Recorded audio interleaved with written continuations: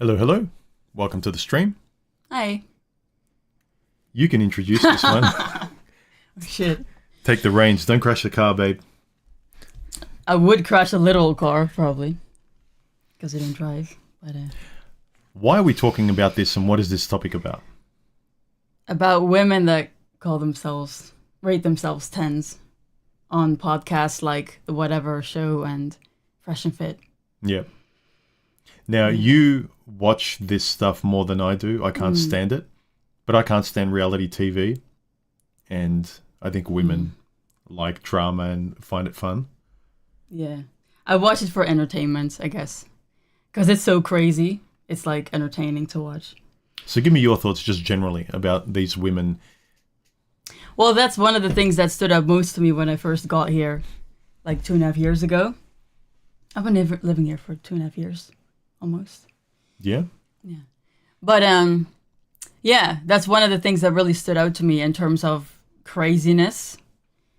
So, yeah, I always kind of wanted to do a video about it, I guess, to kind of discuss it. Because I often watch the Whatever podcast, and that's a question they always ask on the podcast. And the thing is, they ask the women to rate themselves first, but then they don't explain how they want them to rate themselves, like objectively. And then the women just kind of answer how they feel, I guess. Well, normally you would think when someone asks you a question, how would you rate yourself? I think men generally would step outside themselves and look at it objectively. You're not asking me, how do I feel about myself? You're almost asking me, how tall are you? Oh, I'm 6'2".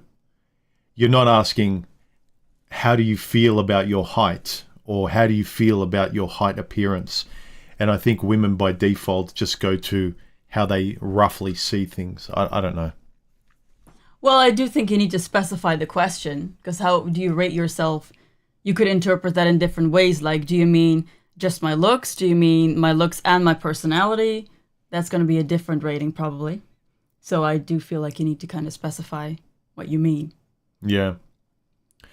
Well, look, basically, I'll give you my quick impressions. When you see a really gross, fat, ugly, like basically a woman who's very below average, I commend her confidence and her self-esteem, but you're not what you say you are.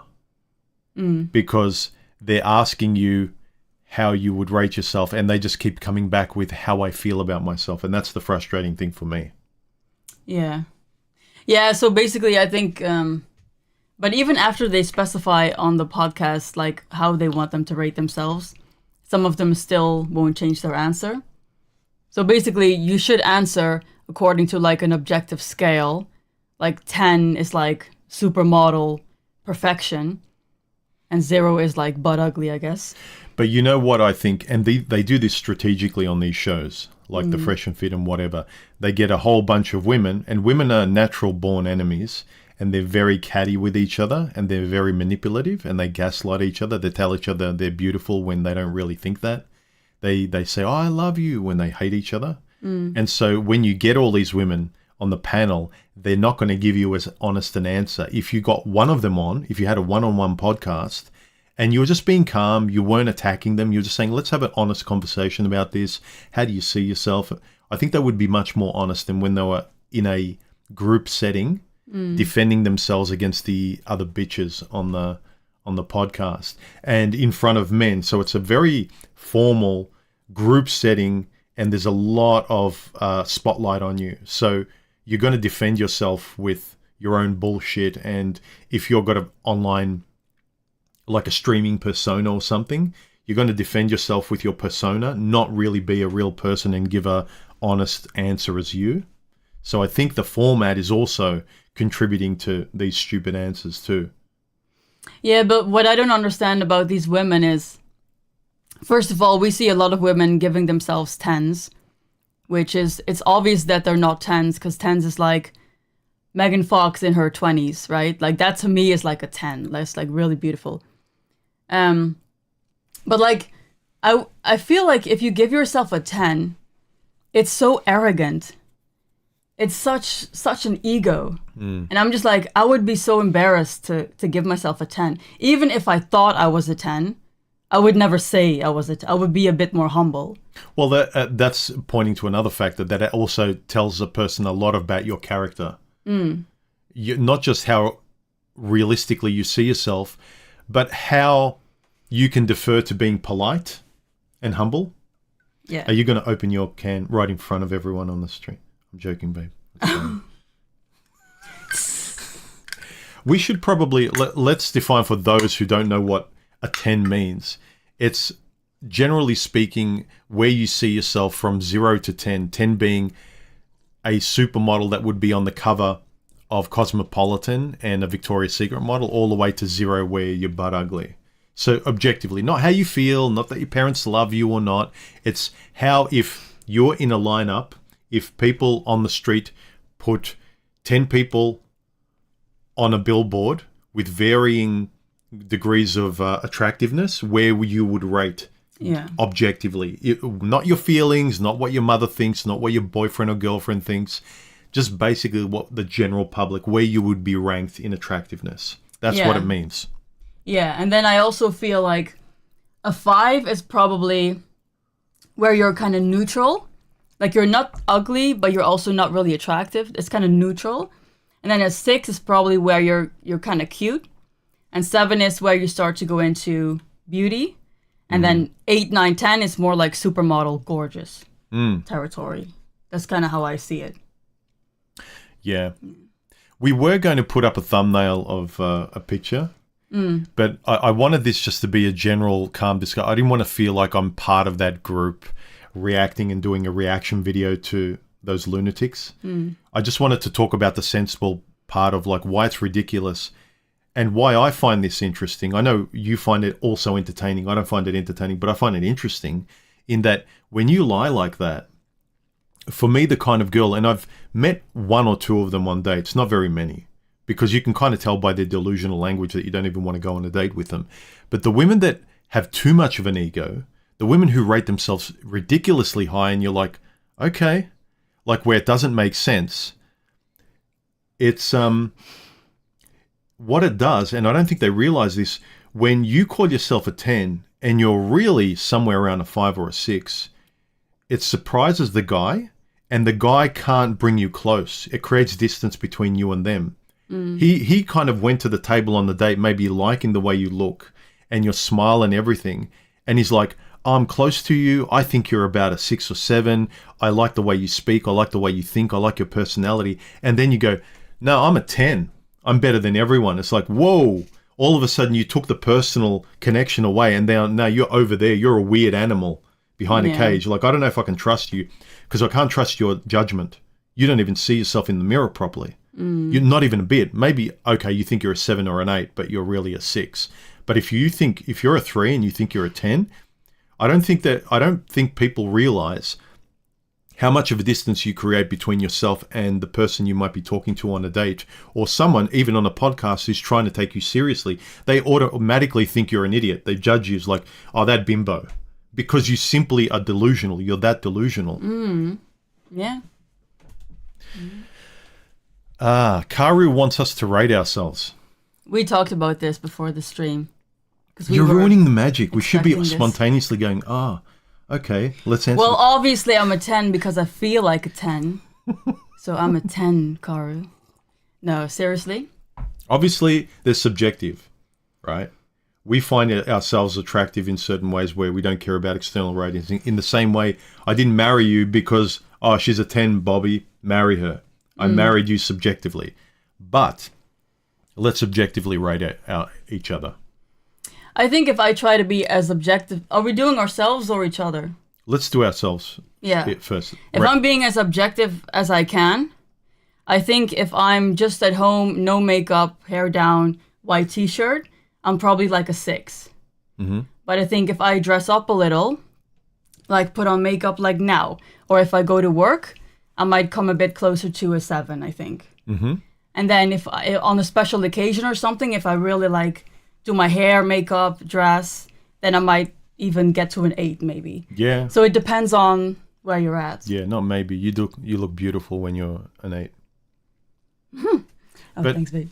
But me, I would say just, but again, I think men are used to judging women with makeup because women don't really go around in public without makeup. And then when they get into a relationship, they also, I've met 1 or 2 women where they won't let me see them without some makeup. I would say me, just after I wake up, put on a t-shirt, and because I don't have to fix my hair or anything, and I don't wear makeup, so I would say I'm about a 7 with a t-shirt and nothing, because I can't hide anything. I can't make myself look better. I think if I dress up, I make the best with what I do, and you know, I dress up and I present myself just nominally well, good. I think I can get to like a 7.5, 8, somewhere there. And if I like really put on a suit and try and really impress, maybe a little bit higher, not much. Yeah. So somewhere between 7 and 8. Thank you, Ted. He's complimenting me. Yeah, you know, it really depends on what you look like in the moment, because like, yeah, like I think a 7 for me when I'm at work or when I put makeup on and I dress well, I might be like a 7.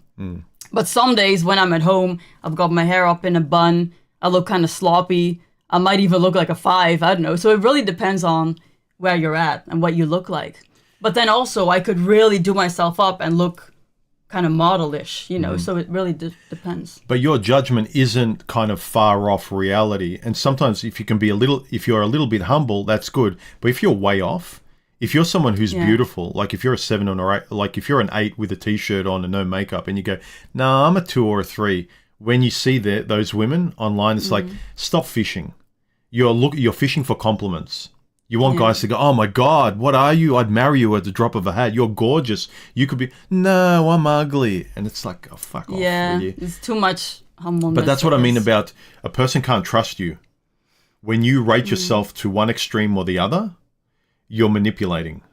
You're not being realistic. But if you can stay there and be objective, not be full of yourself, but stay roughly around where you actually are, that's healthy because you see yourself healthy.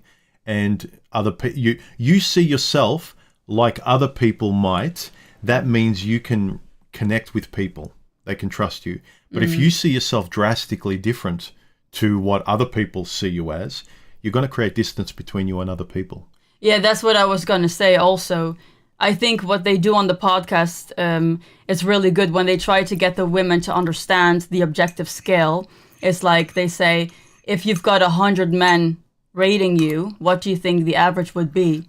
And that's a really good indication of if you're kind of accurate with what you think. Because even now, like I can try to be as objective as I can about rating myself, but I am myself, so that's never going to be completely objective probably.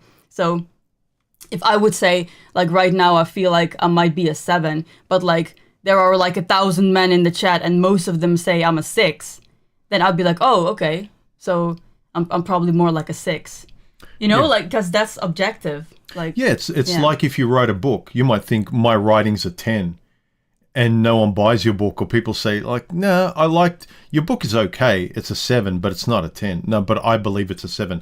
Fair enough, you have drive and passion, and you have self-esteem because you believe yourself to be a good writer, but you also have to distinguish between how you feel about yourself and how other people see you, because that's very narcissistic as well. If you refuse to take into consideration how other people see you, if everyone is saying a 7 but you're saying 10, then you're delusional. But you know what it is? For me, there's no difference. There's no difference between how I feel and how I think people see me. Really? Because feelings for me is like, if I say I feel like a 10, then that to me, it doesn't have anything to do with my looks. It's like, I'm very happy right now. I feel good. I feel like a 10. But how can you, because your looks are always the same, how can you know what I mean? Like it's an emotional judgment completely, not a physical judgment. Yeah. So I would never feel like I look like a 10, but then agree with other people rating me a 7 or a 6. Yeah. Like, that doesn't make sense to It's me. similar to, when you ask a parent, they'll say, my son is the best person in the world, right? I feel like my son is the best person in the world. And then you say, okay, where do you see your son in terms, like, not you, but where do you see him in society? And most reasonable people will say, oh, well, I see them here and there. Like, you can snap out of that. But I feel some people can't. Yeah. Like, it's weird when people can't be objective about something. I feel like people probably can, but there's something else in the way. And that's what we talked about a little bit earlier this week also. I feel like maybe some women don't want to rate themselves objectively because they're using the 10 to mask something like insecurity, or they want to be delusional because it makes them feel good or something. There's once or twice you showed me some little clips where they went around the table, and then the first girl says, I'm a 10, and she was a 5, right? The next girl, she rated herself accurately. She said, I'm a 6, I'm a 7. Automatically, she looks better than her. The first girl probably thinks, oh, shit. Yeah. I already said it. But if that first girl was second or third, she would have been like, oh, what are the other girls saying? Oh, okay, let me be more realistic. I thought I was in the room with a whole bunch of bitches. So let's all say 10 so we can all be like, boss babes, whatever. But as soon as the first one goes, I'm the best, and the other one says, oh, no, you know what? I'm just this. Yeah, you look like an idiot. Yeah, and then also the other girls are going to go, no, you're not a 6, like you're a 10. And it's like, no, you're not being objective. Yeah. Yeah. That's one thing I think women shoot themselves in the foot. Like, even when they break up with a guy and the girl was in the wrong and they said, no, you're too good for him. It's his loss. It's like, no, but you did the wrong thing. Maybe you should have been dumped. You weren't perfect. You did some bad things.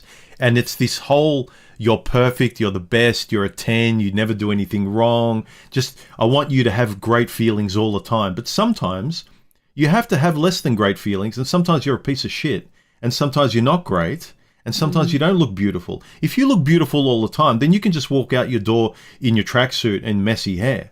You have to sort of say, like, yeah, clean yourself up. You could look better. Yeah. So, because otherwise, those girls that are a 10, you can just go on a date in a tracksuit, not wearing any makeup. Why don't you go on a date without makeup?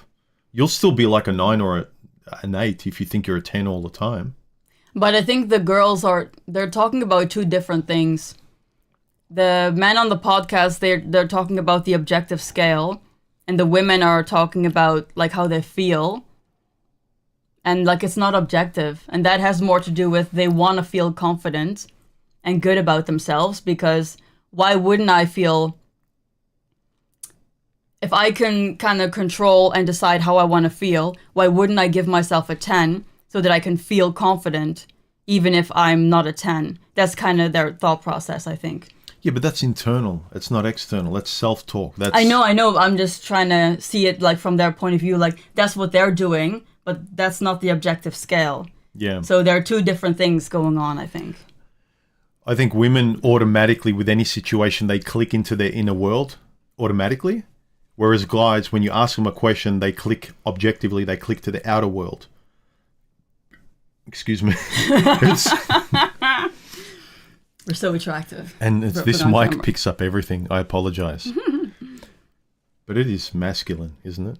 Oh yeah, we just had to talk about this. I'm trying to create entertainment. You don't have to tell. I just set it up. I'm sorry. You keep doing that. I'm so transparent, babe, and that's a good thing. That's good. That's good. What was I going to say? You ruined it. Sorry. You ruined it. That's nothing. You screwed it up, babe. All right. If any of you are interested. That's a good question. Each of you state the most attractive, well-known public figures, male and female, in your opinions. Okay. Well, I already stated mine. I would say a 10 was like Megan Fox in her 20s. Not now. She's changed a lot now. But like mid-20s, she was gorgeous. Like perfect. Like that was really beautiful. Yeah. Yeah, I would objectively agree. I always found her. I always felt like I should be more attracted to Megan Fox than I am because she's got the dark hair, she's got all the looks, the features, and the contrast that I'm attracted to, like the European, you know. But yeah, go ahead. She might just not be your taste, maybe. I don't know why. Like I still find her objectively, and also if I saw her down the street, I go, whoa. But for some reason, my mind doesn't go to her. It does now because I know you rate her at the top. Yeah, but that's the same with me and like Angelina Jolie. I Maybe know that it's a generation thing as well, maybe. I think it's just your taste. Like Angelina Jolie, a lot of people would probably give her a 10 like when she was younger. Mm. I don't really find I recognize that she's beautiful, but I don't find her like very attractive, but that's just my taste. I think I have the same reaction to Megan Fox as you have to Angelina Jolie. That's what I mean. I just like Angelina's face. I think she's got a beautiful face. She does. Yeah. Yeah. But yeah, I think she's got an old man's body. But anyway, an old man from Auschwitz. I know who you like. What? Anyway, go. Monica Bellucci. You like her? Yes. Yes. Is that your number one? Yeah, her in her 20s and 30s, especially, and even into her 40s, she kept herself really well. Sophia Loren. I love that European Italian look, the dark hair, the hourglass figure. Obviously, you know, what was the other one? Like,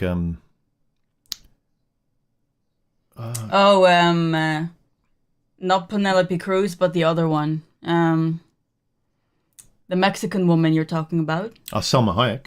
Yeah. Yeah, she's good too. I like her as well. But that's also a generational thing. But back in my generation, who I thought were actually supermodels, they were gorgeous, but they weren't actresses, were Christy Turlington. Anyway, I'll show you a picture. She was really big. She was during that whole George Michael supermodel era. So she was an example. Cindy Crawford, or you don't like her that much. She's got more of a harsh stone face. I know the name. If I see her, I'm going to go, but I'm not sure which one it is. She's similar. She's got a similar model face to that actress you don't like. Is it the one with the mole? Yeah, Eva Mendes. Is that... It's got that kind of look, that kind of, got that very brunette, chiseled. Yeah. I don't like that. Yeah. I think it's very too masculine. You like women who have got very youthful, soft, almost Lord of the Rings elf, youthful beauty look kind of about them. Yeah, that's an interesting one. Like there are two women in particular that I think a lot of people would say are beautiful, but I can't stand their faces. Like I find them not attractive at all. Like Eva Mendes, that's the one. Mm-hmm. I recognize that she's beautiful, but I just really don't like her face. And then the other one, what's her name?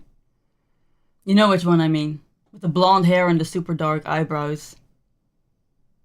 Maybe I'll think the younger girl, the one she kind of almost looks like a guy.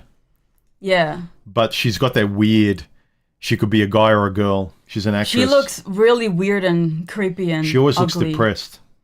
But people probably think she's beautiful. And she's a model too. Maybe you guys can guess even. She's got blonde hair and like dark eyebrows and she just looks weird. Yeah, anyway. Yeah. But look, back to these women who rate themselves objectively higher. Oh, we're not done yet. We have to do males. Well, Brad Pitt's the obvious one. I think still Brad Pitt still is a current thing that people use. I don't think there's very many males. In general, but I think he's asking for our personal opinions. Of a male? Like Brad Pitt is not like my type. I should have written down some names beforehand. But that's more like a personal taste. I would have to look up the names. Yeah, I wouldn't know. Well, I have a few in mind, but I have to think of their names.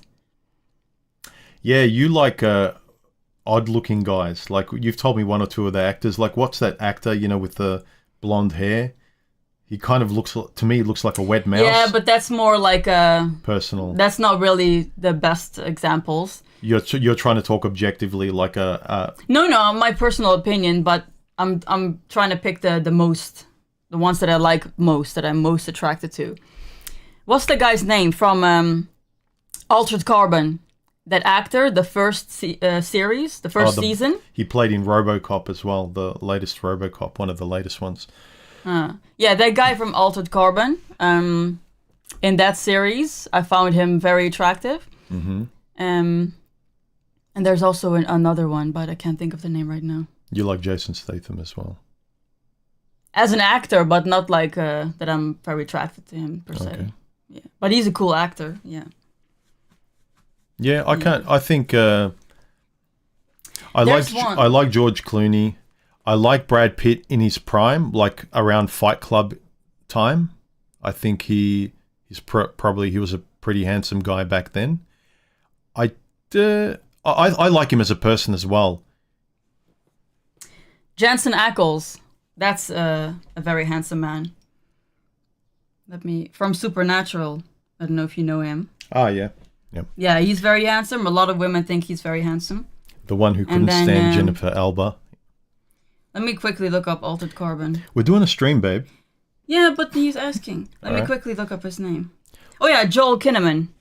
I find him very attractive also. Florence Pugh. Yeah. Who's that? I don't know who that is. Florence Pugh.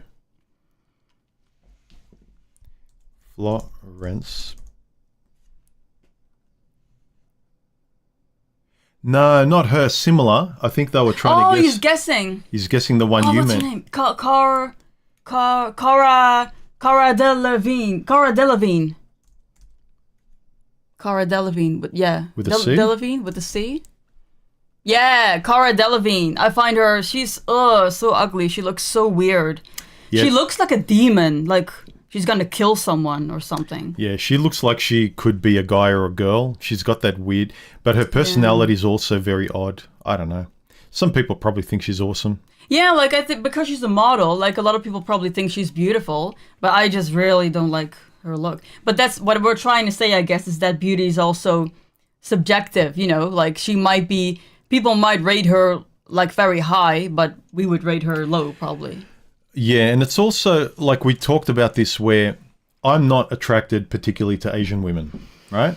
But if someone showed me like an extraordinary, like a beautiful standout, it's like, wow, yeah, objectively, yeah, she's gorgeous.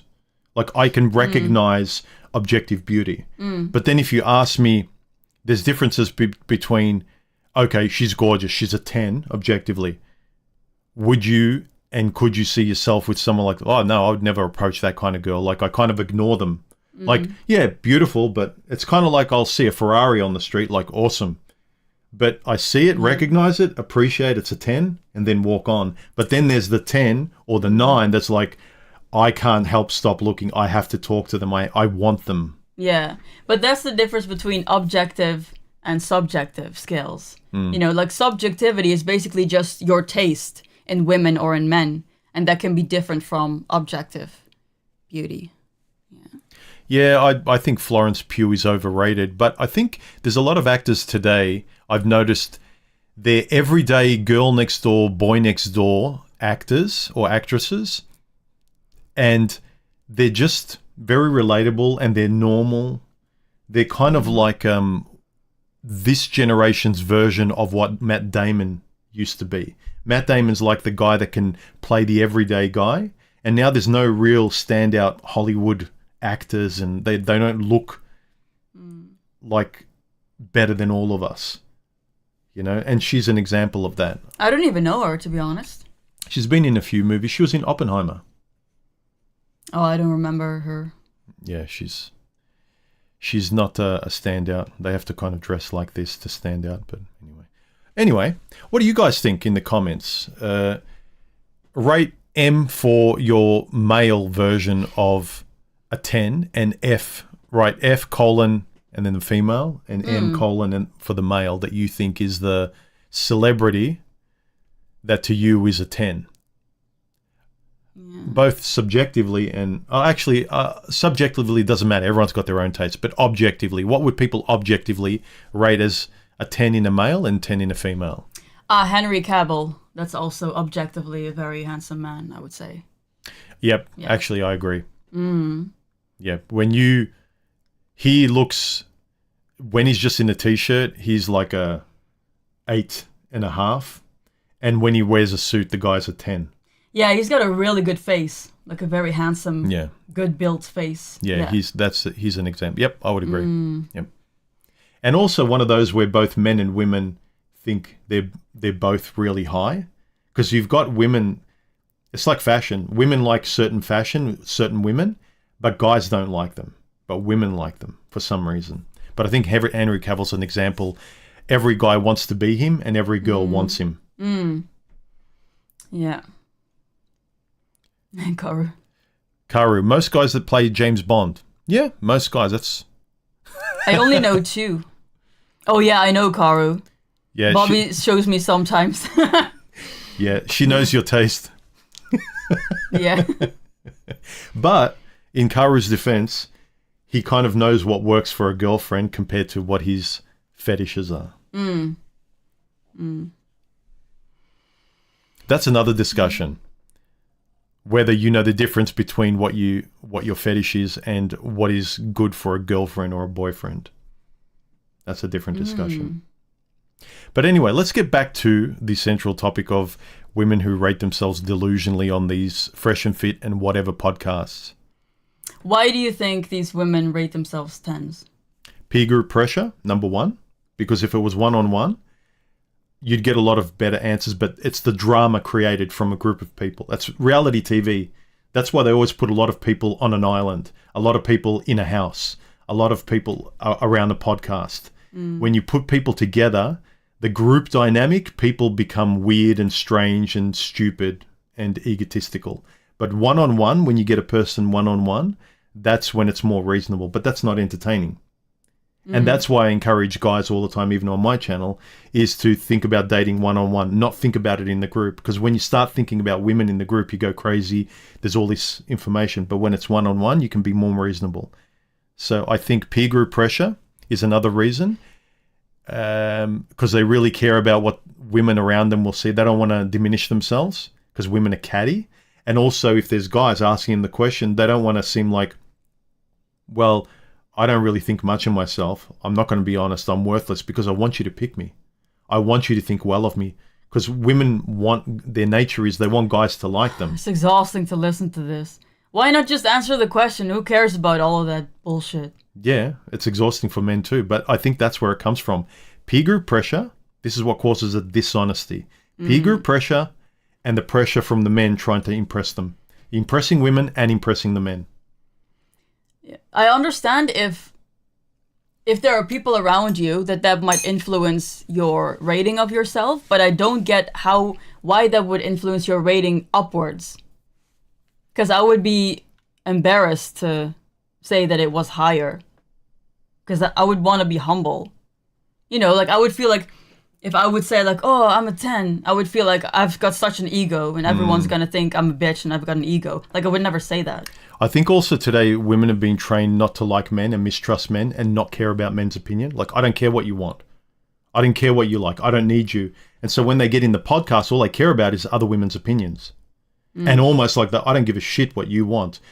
But they want men. You know, so they're fighting in their head against all these. They can't just be honest because they're playing this game.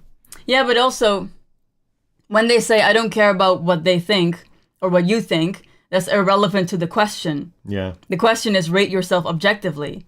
Yeah. If you then say, I don't care what you think, that's not the question. But you've heard the responses when they keep rephrasing and saying, okay, I know how you feel about yourself, but I'm asking you objectively. And they go, yeah, but bloody, bloody, bloody, bloody. It's like, oh, God, like you're just using word salad because you don't want to answer this question from the position I'm asking you to answer it from. Yeah. Yeah. Oh, we've got a Sean Antoine. I thought Steph was thinking of Anya Taylor-Joy and Zendaya. I know the name Zendaya. Anya, I totally agree. She looks very weird, but I find her super attractive as well. Yeah, that's true. Oh, this sometimes. Girl. Oh yeah, I know her. Yeah. sometimes there is an actor or actress that isn't like very attractive or even a little bit unattractive, but there might be something. Ugh. Oh, sorry. She just looked at Anya Taylor. I don't find her attractive. She's the chick from Mad Max 2. She looks like if I would sleep with her, she would like break underneath me. She looks like super frail. She looked better in Mad Max 2 when she had dark hair. Although she was covered in grease and stuff, she looked more like a normal. She looks like something from Lord of the Rings to me. She looks very weird. Sorry for my reaction. I don't have a filter sometimes, so I don't know if I offended you, but yeah, I was saying that's true because sometimes someone can not be very attractive, but there might be something about them that you find very sexy, or like the thing that you might have with her. So I get that too. Yeah. This person, Jean Antoine, whatever, I can't pronounce your French name. I'm sorry. Jean. It's Jean-Antoine Condorcet. He says, about Anya, I totally agree she looks weird, but I find her super attractive as well. Okay. Not necessarily mutually exclusive at times. That's fine. Like, you always get objectivity and then subjectivity. But the main thing you should be going for is your subjectivity. Yeah. Like, you know who's a good example as a guy? We talked about, like, the guy from King Kong. Adrian Brody. Adrian Brody, right? Like, he's not necessarily very attractive, but a lot of women find him very sexy. Yeah. Same thing with that cucumber guy. Cumberbatch. We always call him the cucumber guy. A lot of women find him very sexy and attractive, while objectively, he isn't that attractive, like, objectively, I think, but... A lot comes into it, the way you speak, as well. Like, what's that guy, the Loki guy from Thor? Yeah. He speaks really well. And when you look at him, he looks like a dweeb. Same as Adrian Brody. Adrian Brody looks like an ugly dweeb. But then when you talk to him, he just shoots up. Like, I like Adrian Brody. But objectively speaking, he's not a very handsome guy on paper. So it makes sense that who you are in terms of attractiveness, two-dimensionally on paper on the cover of Vogue, lighting and camera angles can do a lot for you. But as a person... speaking well, how you stand up straight, how you think, your confidence, your ability to say no and yes, all those things, as well as making the best with what you've got and not being fat or a skeleton, just really being objective, reasonable, well-balanced, a fair person, how you speak, all of that just makes you more and more attractive. And someone could just show a photo of like, what do you rate them? It's like, 6. And then if they met you, it's like, wow, they're really sexy. Yeah. They go up to 8 or 9. Yeah. Yeah, and that's why I also think that, you know, all these women wanting to be like 8, 9s, and 10s, it's not even that important because, like, there are a lot of other things that can influence how desirable you are to other people, I feel like, you know? Like your character, intelligence. Just like if you're a really nice or funny person, that can make you very attractive to other people as well. Like, it's not just beauty. There are a lot of other things. I think people reduce it to the rating of 1 to 10 because that's all they've got. They've got nothing else.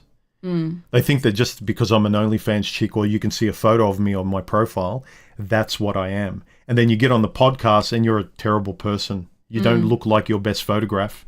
You look average. And they don't know what else to do. Karu said something interesting. He said, why do none of the Manosphere guys that are high value make the list? Yeah, a lot of these guys don't rate themselves.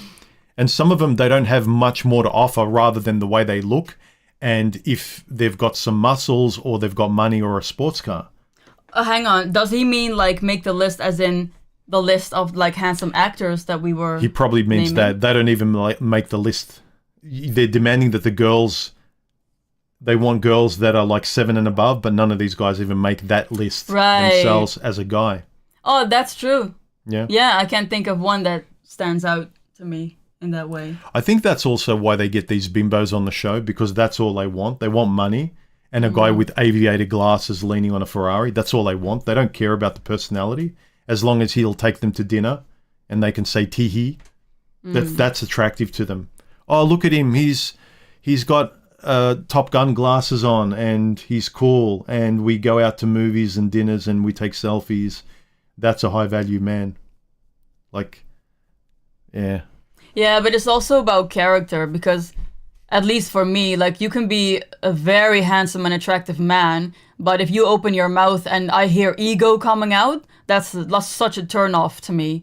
And that's why I said like beauty isn't everything. Like your character is much more important than your beauty, I think. Yeah, but you can't get the character until the beauty door is passed through. So what you find beautiful, you're attracted to them for their appearance first. I mean, you can be surprised by someone you think is ordinary and then you get to know them and then they just shoot up and you find them very attractive. But objectively, we're talking objectively here. You walk down the street, what makes you turn your head and go, damn, they're good looking, they're handsome, she's beautiful. That's what we're talking about here. So subjectivity, yeah, there's a lot of stuff there, but... Caro is naming a few. Andrew and Tristan Tate, Tim Pool, Steven Crowder. I would say maybe I find Tristan, isn't it Tristan Tate? Tristan, yeah. Yeah, Tristan Tate. I find he's attractive, but the other ones, I don't find them particularly very... They're like not like at the same level as the actors that I named beforehand, but that's just my personal taste. Yeah, if we're just looking at photographs of attractiveness, yeah. When we start to put in character, speech, intellect, charisma... Yeah, but then again, if Caro is asking this objectively, then people might put them in that pool. Although Steven Crowder, I'm not sure about, but Andrew and Tristan Tate, for sure, probably. But Steven Crowder? Really? Yeah, like why would you put him in that pool? I don't know. He looks very just normal. I think Andrew Tate does boost himself up with his intelligence and his vernacular, but I think objectively, just looking at photographs of them, yeah, his brother Tristan Tate. His brother is more attractive. Yeah. All right. Any other opinions? How long have we been going for? Ian Somerhalder. Yeah, he's attractive. Who's that? He's from Vampire Diaries. Okay. He's very sexy in the series. What's that other guy who looks similar to him, but he's a generation before?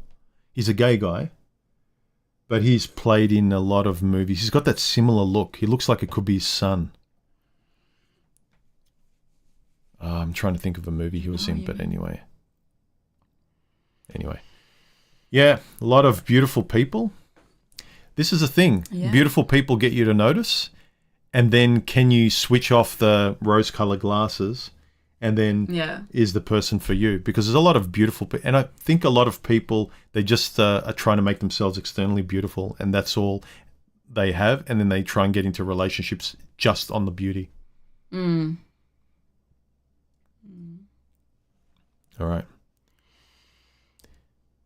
But I want to emphasize that the thing that I find interesting about this, the women or the guys that act like alpha. I'm an alpha because I'm going to the gym and I wear Top Gun glasses and I wear a suit and I shave my head and grow a beard or something. And like I act like the image. All I have to do is portray the image and I am that. I'm the alpha. Just like the girls. I look sexy, therefore I'm a 10. Or I believe I'm sexy, like... I think some women use it as a coping mechanism.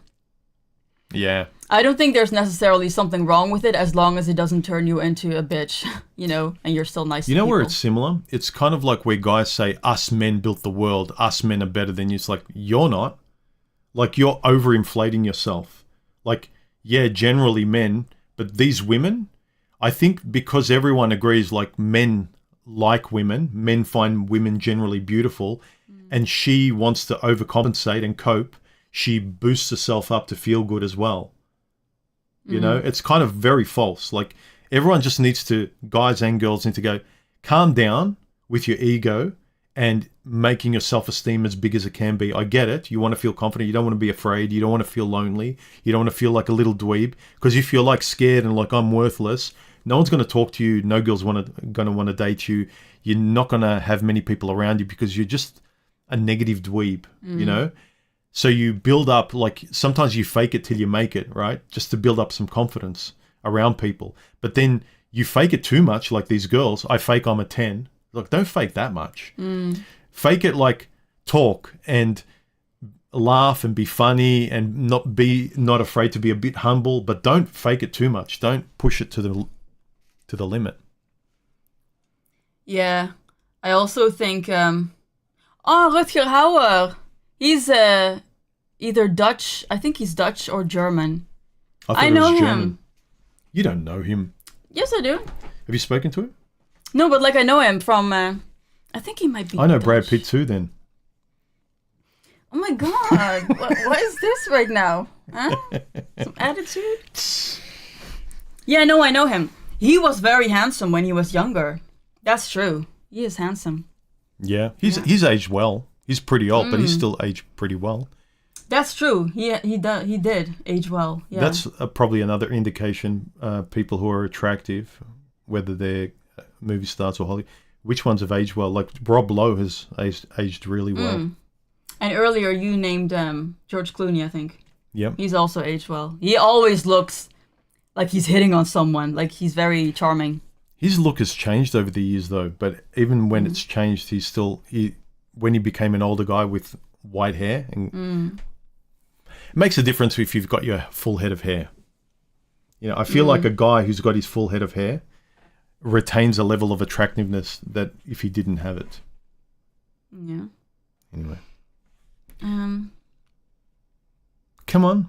I wanted to say something. Oh yeah, I also think that weight has a lot to do with your rating.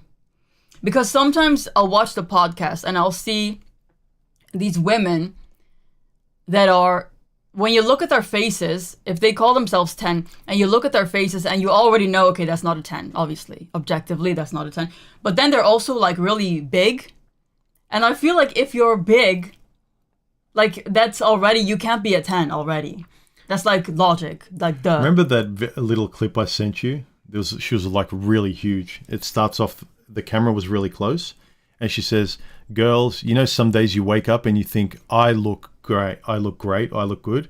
And then she steps back and she's huge. She's like a walking couch. She's massive. She looks like she's wearing a curtain. And she's like, And it's like, I'm glad you feel good about yourself, sweetheart, but you're not. You're not a 10. Yeah. Paul Proteus once, he said this, they did a rating in America a few years ago, and they said 80% of women, I think he was talking about African American women, have a positive body image. They think they look great. They look 8 or 10. And he said then they rated the men, and they rated their own women, the same women that rated themselves 8s or 10. The men rated them as like 5s or 6s. And he says, well, the studies show that while the women feel great about their appearance, obviously the men don't. The men don't feel as good about your appearance as you do, sweetheart. And the men were judging the women. Yeah, so the women judged themselves, and all of them felt great about, like, I'm an 8, I'm a 10, I'm a queen. And the same guys would rate the same women, and they would rate them half. It's like, so the rating obviously showed, while you women feel great about yourself, men don't feel great about you. And if you don't care about men, fine, but stop arguing with men. And stop getting like, well, these men are blind. I'm fantastic. Why wouldn't someone? Like, stop arguing. If you think you're great, go find the prince you'll never get. Yeah, that's very interesting. Yeah, well, either be real about it and meet halfway. But if you're going to have a conversation over here, I'm a 10, you're all losers, men need to man up, and men can't even have a conversation anywhere in between. It's like, okay, be on your own. Men will throw you coins in OnlyFans, but you can bitch all you want about not finding a man. You'll be on the whatever podcast 20 years from now. Anyway. You know, there was... Oh, wait, what's this? Can I do this? Oh, he was Dutch. See, I thought so. He was Dutch, or he's still? I don't know if he's still alive, but... Oh, did he pass away? I think he did. Did he pass away? I don't know. Can I click on this? Yeah, it'll pop up here if you do. Delusional women who really think they're a 10 are probably ruining their chances of finding a stable, long-term relationship because of their unrealistic expectations for a mate. Yes. Yeah. I said this earlier. They don't realize how they're coming across from the guy. They feel great, but they don't realize, like, tone it down. You're looking like a clown. You're talking like a clown. You're pushing the guy away from you.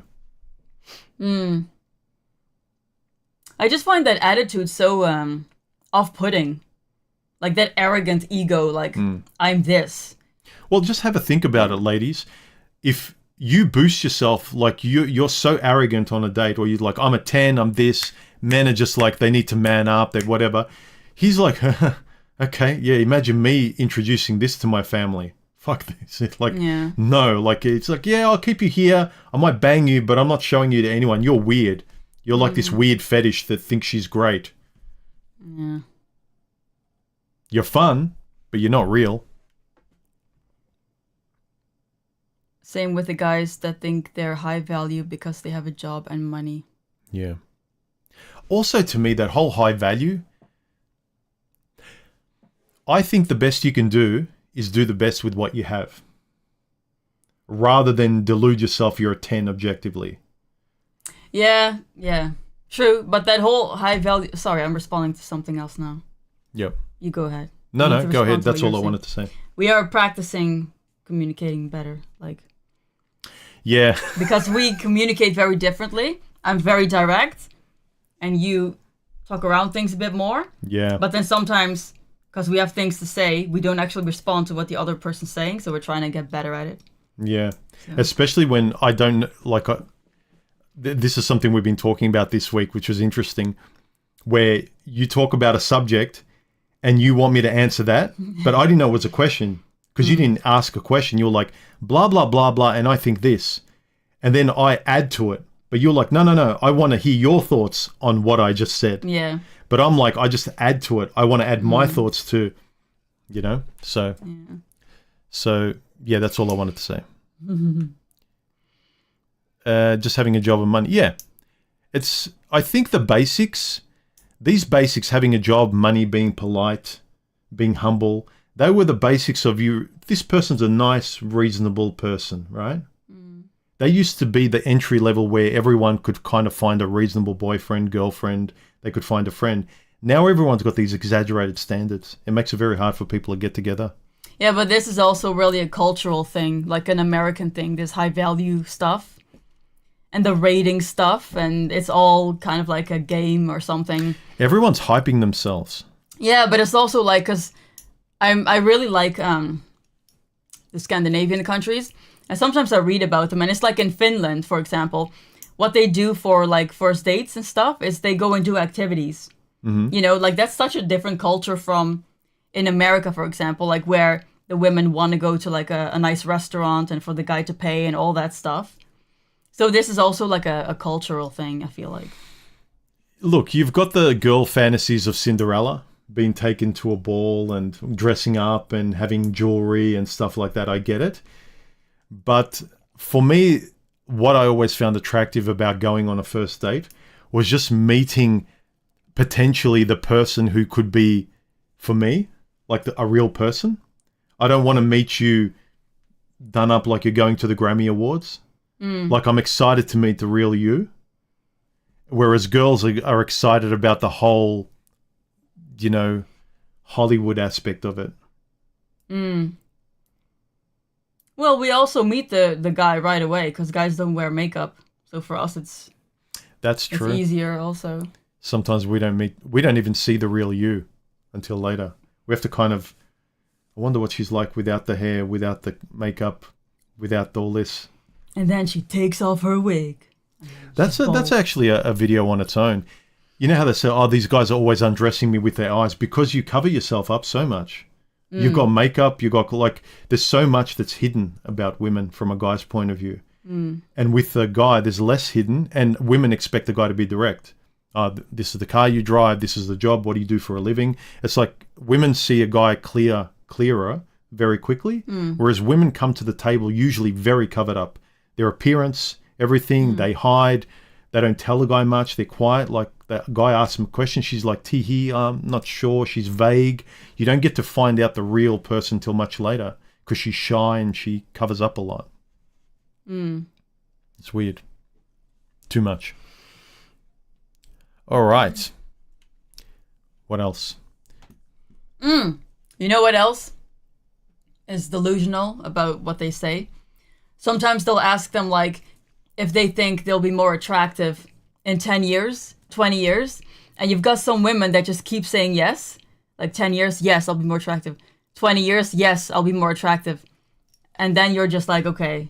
Oh, women in like they're 25 and they think at 45 they're just going to be more attractive. Yeah. There's one woman and she kept going, I think, until like 60 or something. She kept going. Like, yeah, I'll be more attractive. So at 60, she's going to be more attractive than where she was at 25. I don't know what age she started at. I think she was in her 40s or something, or 30s. I don't know. Yeah, I don't think women have a concept of time. They don't pay attention to time, which is why they kind of get desperate in their 30s. A lot of them. They think they'll be youthful forever. They have this idea of being youthful forever. Like they don't have to worry. Like you're beautiful now. Well, you don't start to become really aware of it until in your 30s, I think. Like in your 20s, you don't really think about that stuff. No. I think. Like, because I've thought about it in my 30s. Whether it's the women you mentioned about, oh, when I reach 30, I'm going to be more attractive than now. When I reach 40, I'm going to be even more attractive. And when I reach 50, I'm going to be more it's just this whole delusional thing. Like, I'm great. I'm just not, I'm a 10 now. Okay, so what will you, if you're a 10 now, you're saying you're the same as Angelina Jolie, right? Yeah. Then they have to, like, they've said it and now they have to back their delusion up. So they won't back down. They're just like, yeah, I'm going to be more beautiful. Yeah, I'm the same as Angelina Jolie.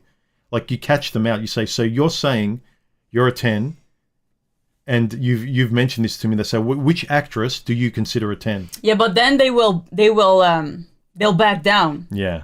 They'll change the story. I have a really good example. There was one whatever podcast I watched, and he was asking a girl, how would you rate yourself? And she said, I think she said 8. Yeah, she said 8. And then he was like, okay, so let's take an actress who is a 10. And he actually used Megan Fox as an example. And he said, what would you rate Megan Fox? And she would say, oh, a 10.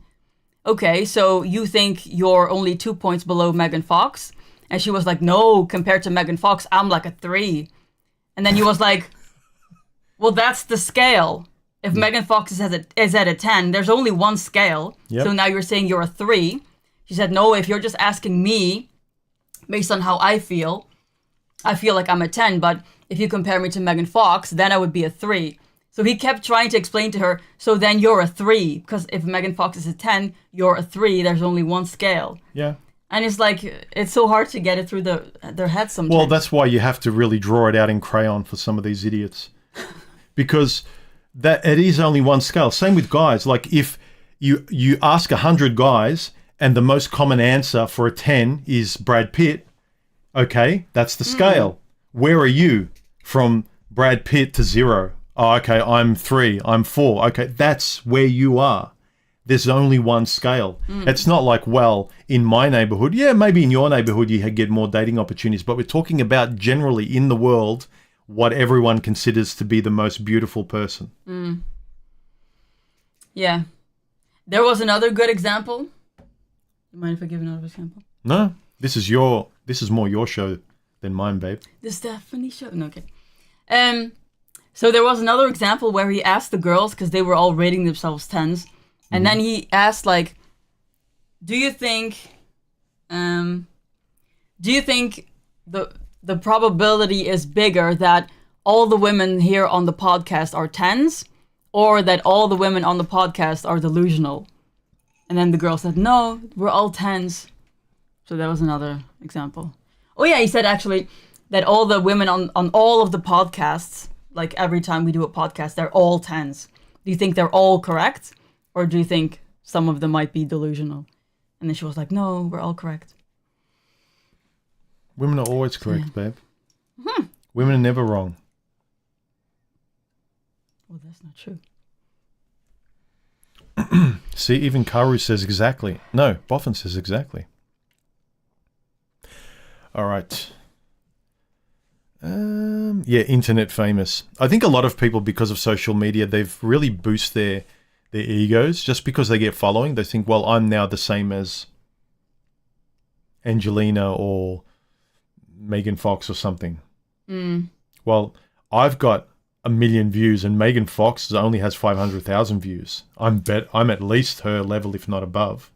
You know what's also a good point? I think Pearl made this point in one of her shows where she said, if you're an 8, 9, or 10, you're going to be getting modeling contracts and things like that. I think especially if you're like a 9 or a 10, people are going to like find 9s and 10s, you know? So like if you don't have that, then you're probably not. At the end of the day as well, in terms of your happiness, you could be a 10 with a terrible personality that finds it hard to find anybody. A lot of people want to bang you, but like you can't keep a relationship. What's the point? Maybe, but life really is a lot better for like very attractive people probably. Yeah, it's mainly about looks. There's very few people that can get beyond looks. Oh, thank you, Edwin. That's really nice of you. Your head's growing. Look, Bob is a shaved head, handsome dude like myself, 7.5. Oh, that's really nice. Thank you. So you're rating both of us as 7.5. Thank you. That's really high. I don't think in general, men appreciate like you're handsome. It's like, cool. We think it's cool, but women like really, I think it's worth more to women being attractive. We appreciate it. Women really, you guys have a lot to do with beauty and valuing it much more. Yeah, that's true. Well, what's the saying? Women value their bodies, men value time. That's the saying I keep hearing. Yeah. So it makes sense. Yeah. When I was in my late 20s, I would say I was at my peak. I would rate myself slightly higher. I'm doing pretty well as an older guy. Also because I take care of myself as well. But, yeah. I think the best piece of advice is to do the best with what you've got. And there's certain things you can actually do much more to make yourself attractive, is to speak better, present yourself better, be fairer, not delusional. Because a lot of these people that are overcompensating, like these girls on the podcast, they're making themselves worse and they don't realize it. You can have a lot of attention by nobodies on OnlyFans or on these stupid podcasts. But in your real life, where you can be happy, if you're lonely and you get angry at everyone and you're frustrated with everything, and the only place you can get a buzz and feel good is in these weird places like the whatever podcast or your social media page, you have to really wonder. It's a very sad place to feel good in. You should be able to rate your happiness better in real life with real people, if you can have friends, if you can find a partner. Do your relationships last longer than a few weeks or a few months? Or are you forever single and a 10 and a boss babe and everyone else is stupid because you're so beautiful? Well, yeah, you say this sometimes. Like, the more beautiful you are as a woman, the bitchier your character probably becomes also. It's not an absolute. In my experience and a lot of guys, I never found it very difficult dating. I found it difficult with the personalities, but I never found it difficult dating women. And I'd say in terms of approaching and stuff, yeah, I didn't find it that difficult. I was fairly reasonable, and I never saw women as goddesses. I was nervous because I knew I had to do the asking, so I had to get good at that because I didn't know them. They're a stranger, and I have to, in certain ways, impress them and make them feel like they want to talk to me and be comfortable around me. And that's kind of hard and nervous. But, yeah, I don't know what I was going to try and say there, but. Yeah, I think that's really nice about men, that they're just so easy and direct, I find. Like, it's nice if you're a woman and you see a guy that you like, and you can give him eye contact and let him know that you like him, and then he'll come over and talk to you. I think that's really nice. Do you think that's also a reason why women overhype themselves? Is that in kind of attracting people, like, you know, whether you're beautiful, whether a guy wants to ask you out or is attracted to you or rates you high, is that women they're not direct, and so they play these indirect games by hyping themselves up. You know? How do you mean? You know how you said you wish women would be more direct? if people were more direct, you wouldn't have to play these bullshit games, or like you wouldn't rate yourself higher than you wouldn't have to try and sell yourself like a car salesman. Buy this car, going cheap, quick, buy now. Yeah. Like you wouldn't have to be a salesman. Just be direct and normal, and you would have a better interaction with people. But I wonder often if that, because women are so indirect and they don't just say who they are and what they want, and they're not as vulnerable and open, that they have to put on a act. It's like, yeah, I'm this, I'm all that. Like, yeah, who needs men? Who needs, like, I'm a 10, whatever. And it's like, but inside, they go, but inside a girl is, what's that saying in Notting Hill? Just a girl looking for a guy to love her. But she will never show it. She shows the opposite. She shows, I'm a 10, you know, I'm a queen, I'm this. It's kind of like, well, no one gets to feel sorry for the little girl inside you. No one gets to want to embrace the little girl because you wrap her up in a dragon. Yeah, like it doesn't really matter that much if you have a very high... That's what I meant earlier. Like, why do you all want to be 8s, 9s, and 10s?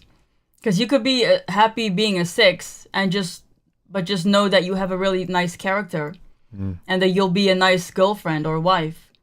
And that you're just a nice person in general. Like, that's awesome. Why do you need to be an 8? To me, those women on the podcast just show how much dumber they are than the women of the past generation. Because if you wanted, women knew how to manipulate men in a nice way. You would be humble. Like, if you want a man, it's attention. In the old days, you'd drop your handkerchief and see which man would be a gentleman to pick it up and hello, like, if you want him to talk to you. If you want a man to like you, if you're a 7 and you go, I think I'm a 4. Oh no, you're a 8, you're a 9. Like, a man appreciates someone who's humble and doesn't think they've got a big ego. So smart women on the podcast that rate themselves realistically or below and they're humble, even if you're playing a game of fishing, you're smart about it. I think the dumbest ones go along with the Lizzos and the I'm the best, I'm a 10, I'm a boss babe, all men are dumb and all that's like, you're stupid. You're really dumb, but you think you're intelligent. But again, it's just easier. It's easy red flags to recognize. They don't know. They think they're awesome. I know, but like that's their thing. But I feel like if I was a man and a girl that was like a 5 would rate themselves a 10, I'll be like, okay. And kind of like laugh about it a little bit. And like walk into the other direction. Yeah, they'd be looking at you going, why are you laughing? Oh, you're serious, sorry. Yeah. Oh, yeah. Yeah. Can you fly too? That's... Any final questions or comments regarding people who rate themselves? Thank you, Edwin. Yes, we are very lucky. Because I found him kind of by accident on YouTube while I was all the way in Holland.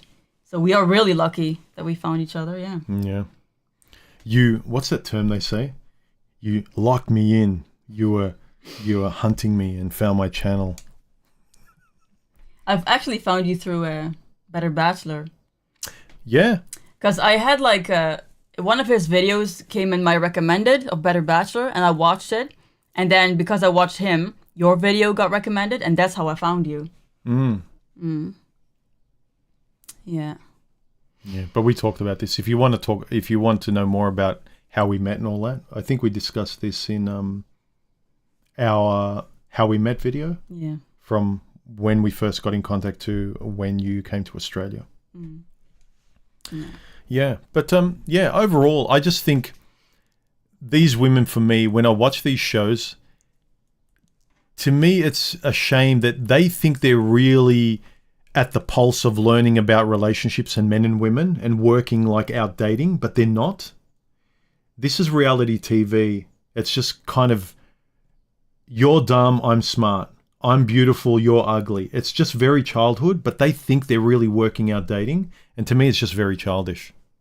What they're not. What are they even working out? They're not working out anything. Well, they think they are. They think, oh, look at them. They're debating. They're talking. They're having the conversation. It's like, no, it's a reality TV show. If you get a group of people together, people act like a bunch of schoolyard bastards and bitches. They do.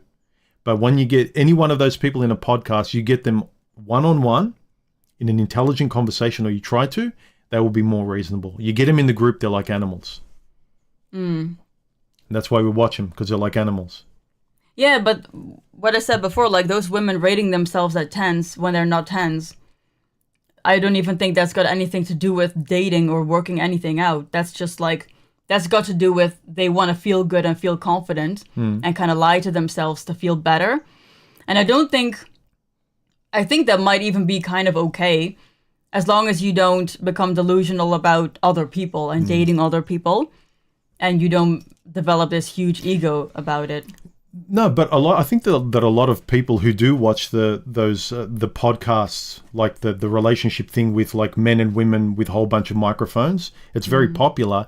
They actually think they're socially working out relationship problems and figuring out this dating thing, right? But they're not. Who? I think because it's so popular, everyone's like, the whole topic on these shows is like, why do men? Why do women? How come men? Why do, like, it's always questions and trying to solve problems between men and women. So I think they're in it thinking that they're solving problems and working things out. Well, I don't think they're working anything out. No. And I don't think that's the intention of the hosts of the show either. No. I think their intention is to put women on there, make fun of them, and create entertainment. But what do you think the people also that watch it, don't you think that a lot of people that watch these podcasts think that I'm learning something about men and women? No. Really? Don't you think a lot of them are like watching and they share clips? Oh, you got to watch this clip. I get it. I get them recommended to me by people on my channel. It's like, oh, you got to watch this. Look at how this woman, this shows that women are blah, blah, blah. Look how she got humiliated. Women act this way. It's like, do you think you're actually learning something about dating here?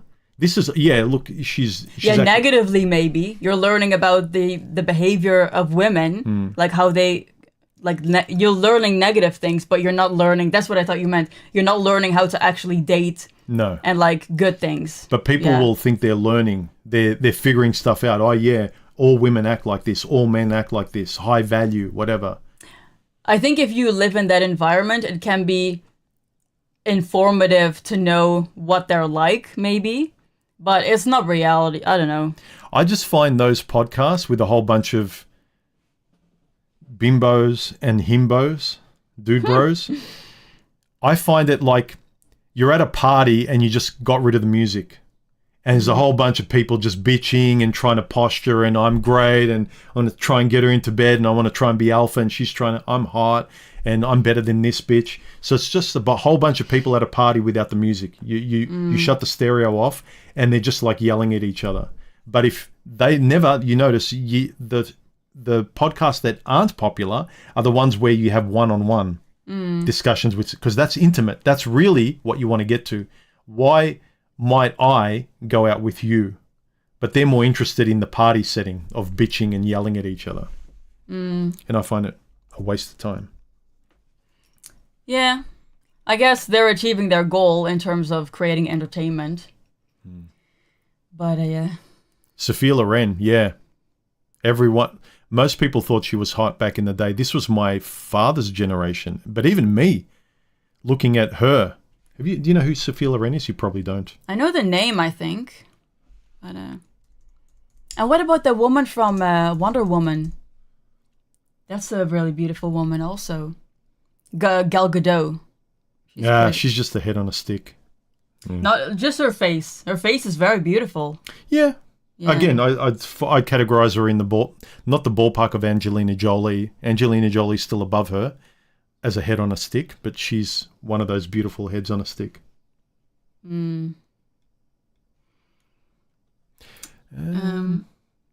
If delusional women who think they are 10s are driving away partners, the problem will fix itself in a couple of generations. Yeah.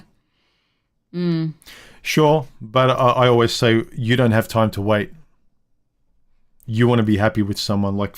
Until they start making robots that look very lifelike and that will do your chores and make your food and be nice and listen.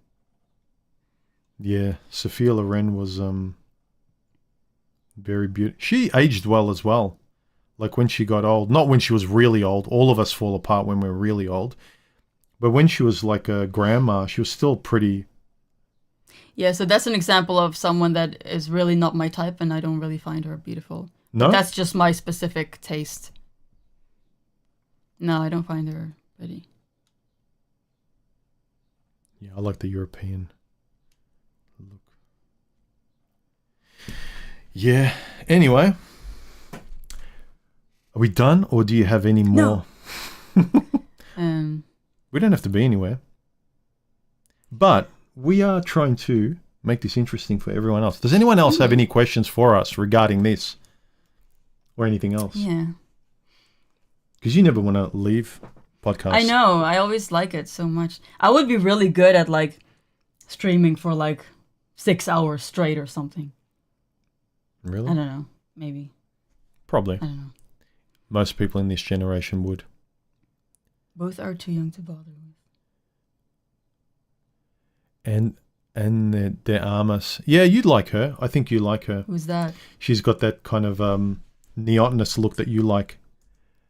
Where is it? Ah, I know her. Yeah, she's been in a few movies. She's a popular actress. Sydney Sweeney. She looks very girly. She looks like 16. Like a very young look. Sydney Sweeney. Oh, really? Nah. This goes to show you certain angles and makeup do a lot for a woman. Yeah. I swear. She looked like a 3 in one photo, and then she looks like an 8 in another one. Yeah.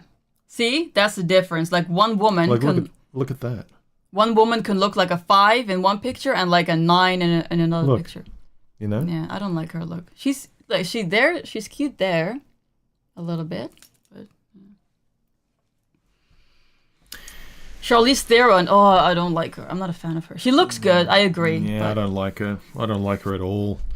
And especially if I thought they were like, they're okay, and then when I hear them in an interview, I get to feel their personality, and if their personality is not attractive, like... I like that other one better. She looks a little bit like Charlize. Who is that other very famous blonde actress that people think she's hot?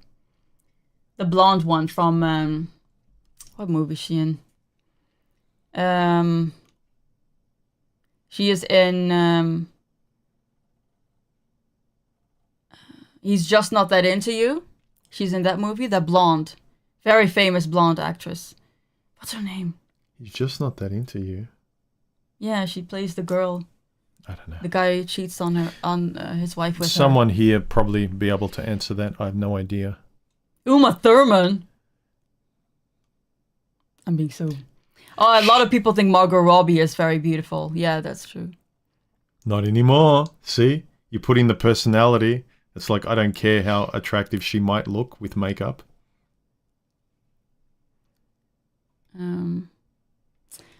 What's the name of that actress? I'm trying to think. If I'd say her name, you're going to go, oh, her. Yeah. Scarlett Johansson. Yeah, but that's also a combination of a lot of things. She's very sexy. She's very... Her body. I think if she's like a little bit voluptuous, like she's really hot. She's got a great attitude too. She's a bit of an introvert. I just like her overall. She's good from every angle. Yeah, Scarlett Johansson, yeah. Yeah. I'm not just saying visually. I just mean her as a 3-dimensional person. She's very, very attractive. Yeah. Her voice is really nice. Yeah, she's got a very sexy voice. She is like one of those actresses that I would actually prefer with a little bit more fat on her, probably, you know, like... Scarlett Johansson? Yeah, like she's already curvy. Yeah, that's what I mean, but she's also been slimmer at some times, I think. But I like her, like, a little bit curvy. She looks really good. Okay.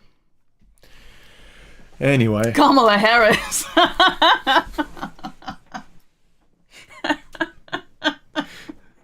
The fuck? You know which guy is also attractive? Donald Trump. No, okay. Yeah. Charlize Theron. No. Yeah, some of them, again, no, I won't say it. Yeah, there's visually attractive as a photograph, like a supermodel. And then they're attractive, but all it takes is for them to open their mouth and you don't want to look at them. You throw them away. You know what I've noticed? We've talked about this before. In Holland, There were a lot more beautiful women than here in Australia. My sister and my brother-in-law said the same thing when they went on their honeymoon to Italy or Greece. I can't remember where they went. What's that place that's Italy, I think. the dead volcano that everyone goes to and takes photographs on the slopes of the dead volcano? Oh, I have no idea.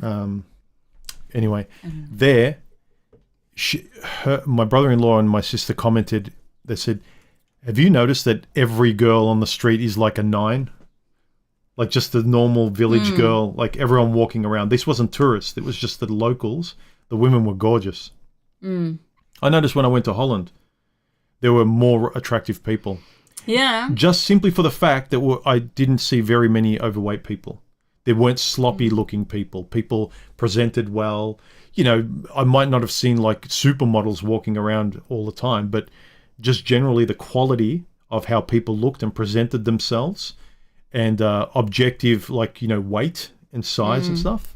Yeah, but also in Holland, I feel like there are quite a lot of really beautiful girls. Like when you just walk around in cities and stuff. That's a big difference with here, I noticed. I haven't really seen like really beautiful girls here. No. No. We also live in an area that's very diverse. Yeah, true. How can we put it nicely? There's a lot of diversity at the bottom of the barrel. I think we have to leave it there, babe. Okay, yeah. I'm not delusional. I think I'm a 12 plus. All right. I think we can wrap it up. USA and Australia have mongrel populations. Yeah. What's that? Mongrel? Mongrel is like mixed breed. Oh, okay. You know, dogs. It comes from dogs when you mix certain dogs together. Yeah. And you have mongrels. Their immune system is better when they breed. The dogs have less. Yeah, because a lot of pure breeds of dogs, they get certain sicknesses. Haven't you heard? Like German Shepherds get that disease at the back of the hind legs, and certain other dogs get a typical disease, or certain cats. But when you mix them, you get like a Labrador with something else that's like a mixed, like some rough dog that's not being bred properly. You mix them together and they get a very healthy dog because the immune system adapts. But when you pure breed, it's like the royal family, like in England, crappy teeth, bad immune. Like if you keep breeding within the family, the immune system goes down. Oh, that's why. Now it makes sense, yeah. Yeah. Whereas mixed, you get these mixes and it looks beautiful and also healthy on the inside. Anyway. Any abo models you can name? What's an abo model? It's a derogatory term for... I don't know if YouTube's going to slap us on the wrist for this, but it's a derogatory term for the indigenous people here in Australia, babe. Ah! No. Next. I'm trying to think of an actress I find attractive that isn't Scandinavian. Oh, Scandinavian women, man. They can be so beautiful. With the blonde hair and the blue eyes. Oh, I love that type of woman. Definitely many beautiful women in Holland. Was approached by one when I lived there for a bit, but was in a relationship at the time. So it could only look, yeah. Looking can be fun also, sometimes. Well, the Scandinavian women, they're more light-haired. And I've never, like my top, like general attractiveness, I always went for dark-haired European women, more in my region, like Italy, Yugoslavia, Greece. Like, so I think it was what I was used to and what I've brought up with. And so I never found like the lighter-haired people from Scandinavia up north. Yeah. I never found them like, wow, like they were beautiful. I ended up with one. But I always just found the Sophia Loren's dark Italian-looking women. I've always found them very attractive. But their personalities are very hard to be with. So, sorry. If I was a rich man, I would go to Scandinavia and get me a young, blonde, blue-eyed, gorgeous girl. Because I love that type of girl. It's really beautiful. Yeah, that's what I would do. Yeah, anyway. Well, I think that's it. Who's that? Yvonne Strahovski. Maybe she's Serbian. Oh, there it is. Oh, I know her. She was from the Tomorrow War. Yeah, she's beautiful. Yeah, she's fairly attractive. She's okay. I liked her in that movie. But again, to me, it's like, Again, I'm not wired to automatically, lose my crap over a blonde woman. It's funny how hair color can do something for you. Who do we see recently? I was showing you that model on YouTube this morning. It's got blonde hair, and there was that one clip where she had dark hair. Oh, yeah. And we both said, wow, she looks really hot there. Yeah. So you just change her hair color, and she went from like a 7.5 to like a 9. It's weird how that, like what you find attractive particularly can just switch. Yeah. Yeah, and sometimes women don't realize how beautiful they are, like actresses. And then they get all this plastic surgery and they change their looks and stuff. I have that with Megan Fox because I used to be a really big fan of Megan Fox. But then, like, after she ended up, she split up with with Brian Austin Green, she just started changing her looks. And then it just went downhill for me. And I'm just like, oh, it's such a waste. Like, you were such a beautiful woman. I don't know. Well, there's a lot of people like Mickey Rourke. He was a handsome man. Oh my God, yes.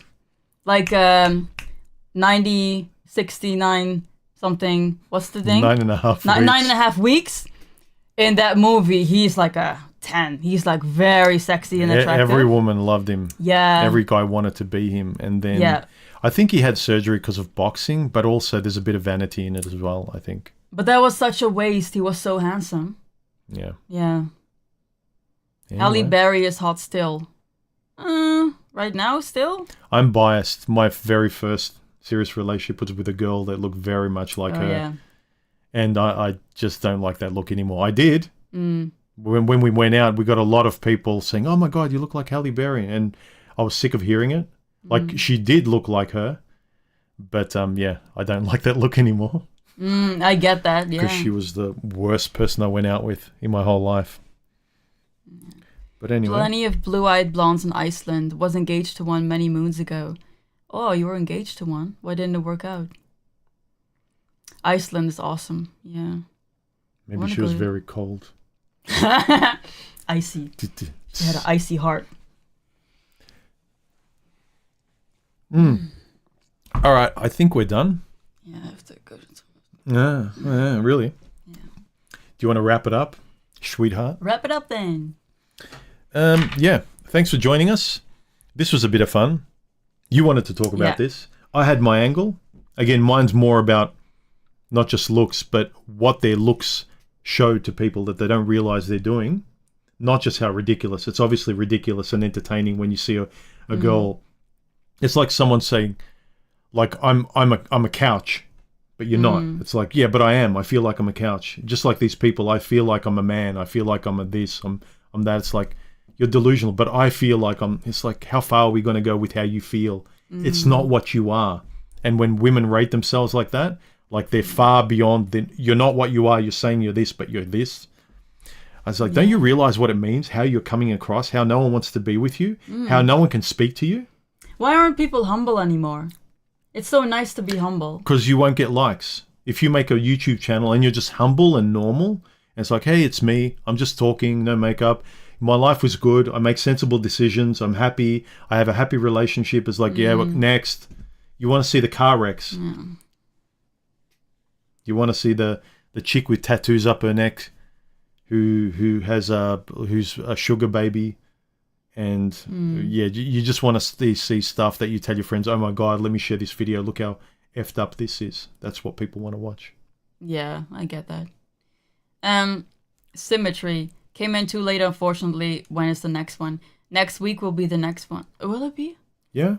We do have the family thing that's going to start. That starts at 2 o'clock. That'll be okay. Is that Friday, though, or Saturday? Oh, that's Saturday. You're right. Yeah. Never mind. What are we doing next week? We discussed that this date night. Yeah, we can introduce that.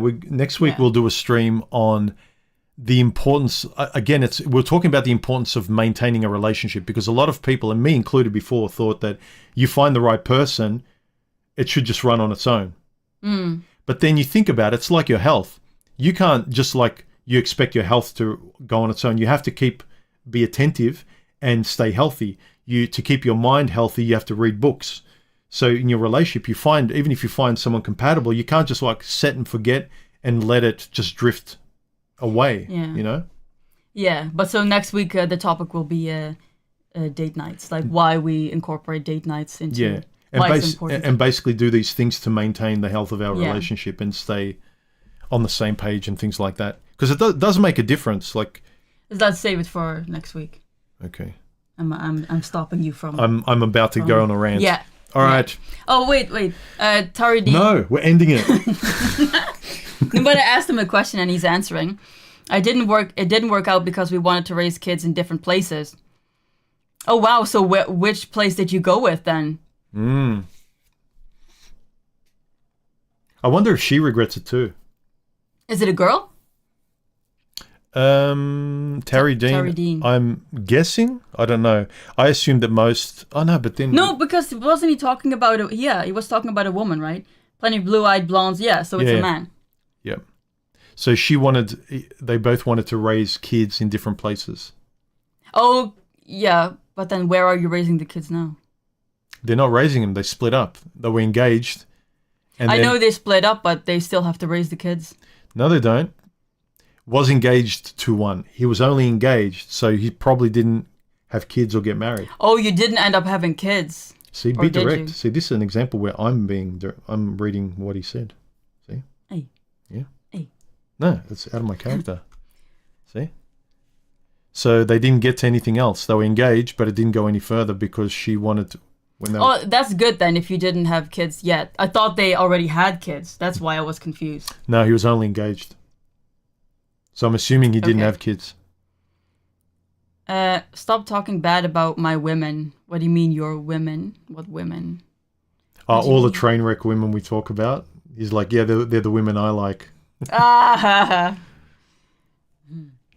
but that's important. Like sometimes like the person seems great and then all of a sudden you should talk about everything that's important to you, because sometimes it's like, I won't talk to them about this because it's a touchy subject and we're so perfect regardless of this topic. I don't want to ruin it. But the only way you know it's actually great is to talk about everything that's important to you. Because if you hide certain things, man, they're going to bite you in the ass later. Yeah. And the further you go, the more you avoid something that you don't want to talk about, later on it's harder, and then you just don't talk about it, and then if it pops up, it can just... Does anyone think Meg Ryan was good looking? I think she was cute when she was younger. She was kind of cute. I think her personality in those movies, as the girl the personality you'd want to date, the kind of girlfriend personality, it's kind of like similar to the chick from Friends, what's her name?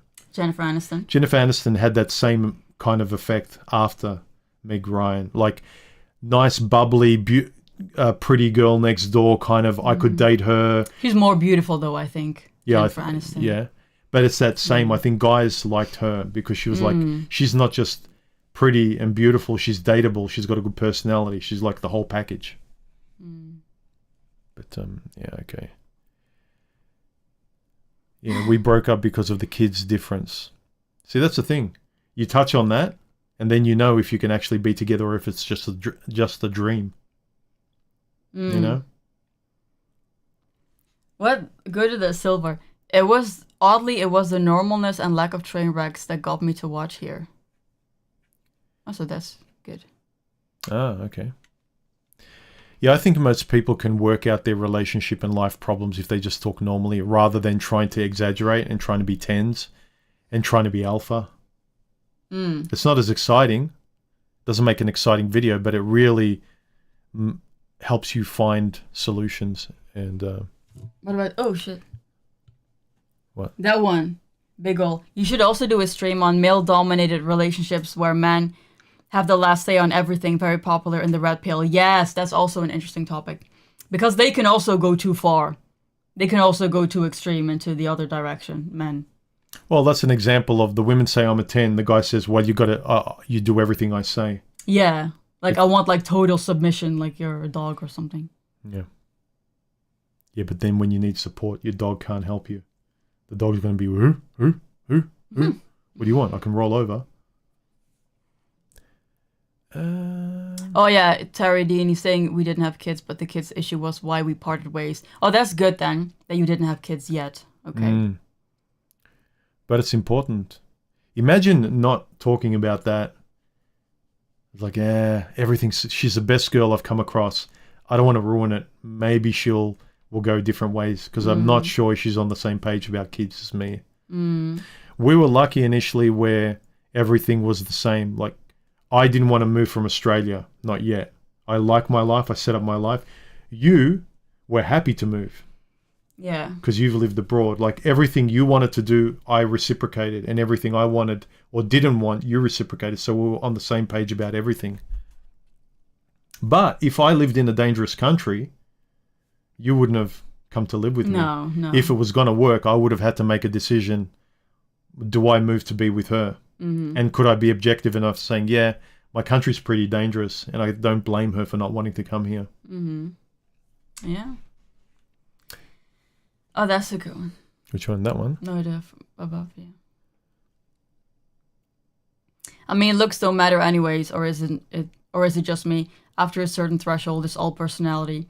Yeah, like obviously looks is something usually that gets your attention, but personality crushes looks, in my opinion. Yeah.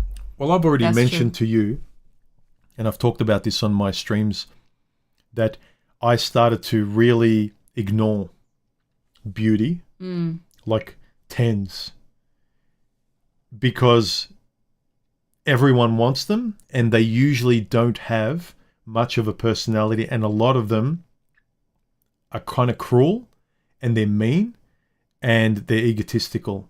And I know why, because they get tired of all the attention and guys cracking onto them. So they have to start treating everyone by default like I'm too good for you, because they are 10s.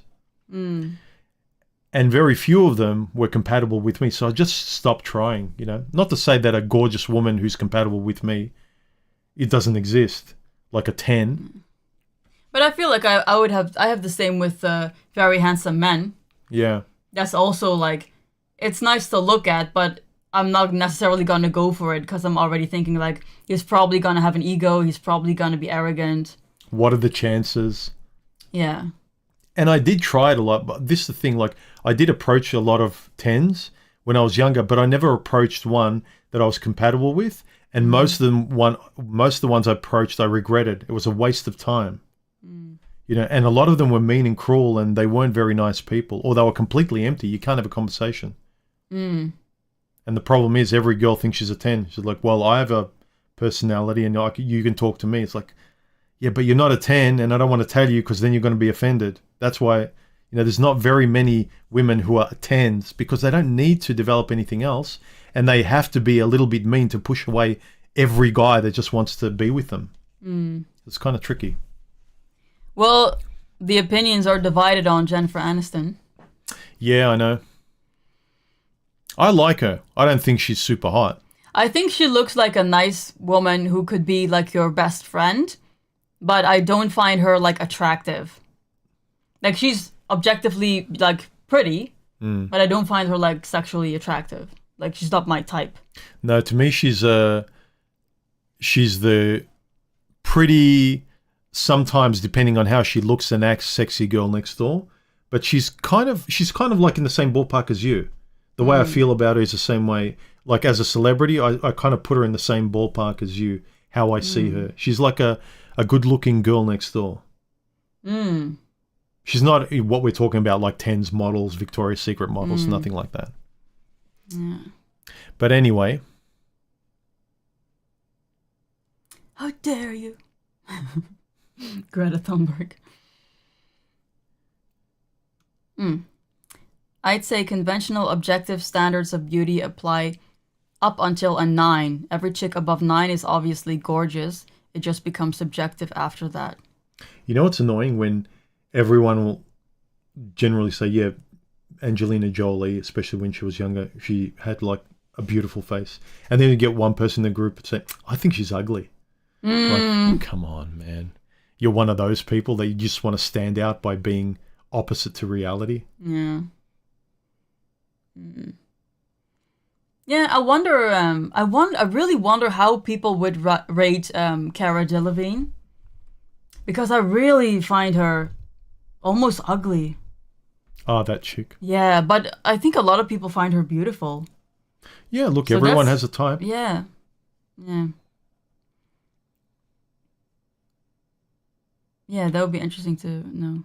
Only engage with men and women who show an interest in you. Chasing usually doesn't end well. Yeah. Yep. And the people that require you to chase, you don't have a good time with them, because chasing is a game. It's not directly, like, you're not just being with someone who wants to be with you. You both chase each other, or you both don't chase each other. You both want to be with each other and talk, or you both don't. But if the game a person plays is, I really want to be with them, but I'm going to pretend I don't, that's not good. That's already a bad start. Silva. I heard Cara is a huge... Oh, hitch. Do you mean bitch? Yeah. See? Those letters are... Yeah. Yeah, she looks like it. I heard that she's having trouble with, like, drugs and stuff. There are videos of her where she's, like, totally on drugs. She's awkward as well. I've seen her in interviews. Yeah. She's kind of like this weird person who almost is on medication, or she's got a bit of a... But who knows? We don't know her. Sorry. No, go ahead. I was just going to say, I don't know her.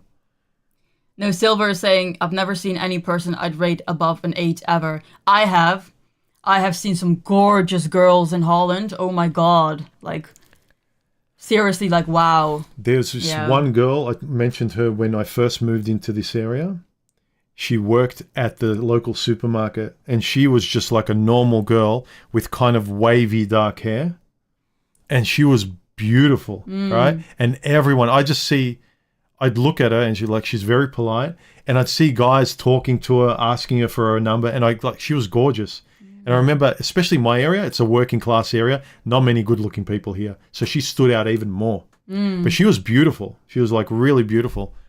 And I remember once coming home on the train, she was sitting on her own, and guys behind her like whispering, and then one guy going up to her and tapping her, and she's like this, and you could tell she just got attention all the time. She was just sweet, gorgeous. She could have been a model. She had that same vibe as Jessica Alba, but she looked better than Jessica Alba. I would rate Jessica Alba as like a 8.5. This chick was like 9.5. Wow. She was that kind of look. So yeah, Jessica Alba is very beautiful. I find her very beautiful. Yeah. Some people actually look better with age. Some of them when they were younger, yes, they're beautiful, but they got that kind of young, plump look. Like they got that like baby face, a little bit of fatness. But then when they get older, their cheekbones come out a bit, and they really look more respectively beautiful. They're not just like childishly beautiful. I think you see that with men a lot. Yeah. They grow into their good looks. There's some women that do the same. Yeah, Jessica Alba was my first celeb crush. Yeah, she's very beautiful. See, she looked beautiful, but I find her now, we watched the movie with her recently, I find her older. I actually think her face looks more beautiful.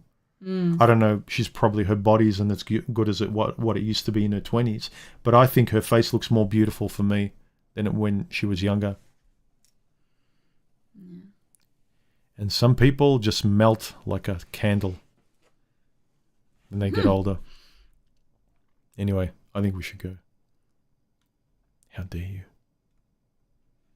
Big Ol doesn't like Jennifer Aniston. Yeah, I feel like with her, it's like you either like her or you don't like her, like in terms of attraction. Someone says Monica Bellucci is a 0. Well, that's almost like the delusional women that are saying they're a 10 while they look like a whale. So he says she's a -10. Yeah, so that's no, but like objectively, Like, that's the same thing as those women saying they're 10s when they're actually like a 2 or something. Is he talking about maybe someone else, like Kamala Harris or someone? Because that's... I hope so, because Monica Bellucci is obviously a beautiful woman. Yeah. Anyway. We are on a Friday here. We're going to go eat pizza and pasta now. Yep. And enjoy ourselves. Yes. If anyone is, if any of you nerds are out there, you're wondering, the microphone Stephanie is using is the Bumblebee. Neat Worker Bee. And this is the Lewitt 440 Pure. Both condenser microphones, if that matters to you. This one's cute. Oh, you can't see it with the thing. But Yeah, I'll get rid of it. There you this go. one's really cute. But Jeez.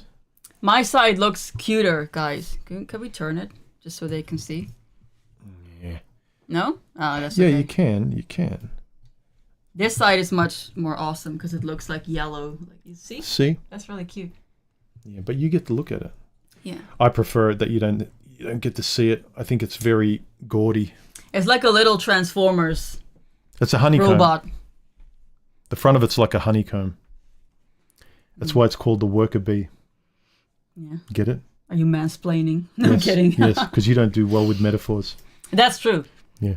That's true. Bee, honey, see, honeycomb, yellow, bee. Understand?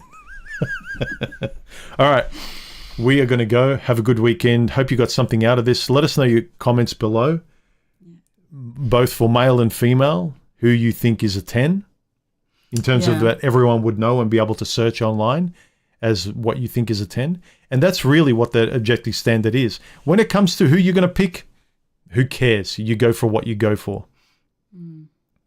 So. Yeah. Yeah. All right. Yeah. Cheers, Boffin. Thank you guys and girls for showing up. Hi, Corey. Yeah, Hi, this was Bigol, fun. Terry Dean, Silva, Jean-Antoine Conducet. That's very hard to pronounce. Jean. I remember Jean Reno. He's a famous actor. I can't speak.